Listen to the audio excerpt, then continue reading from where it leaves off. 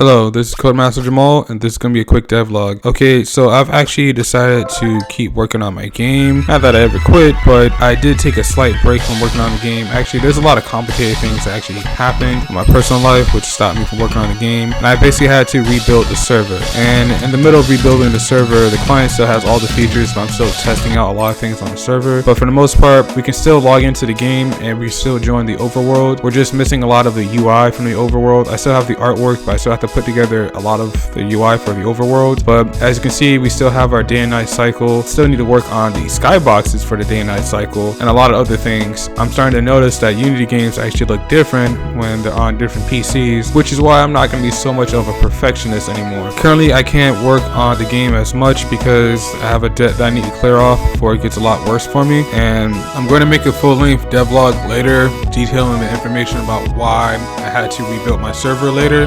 For now, enjoy yourselves. I'm making a video game, y'all.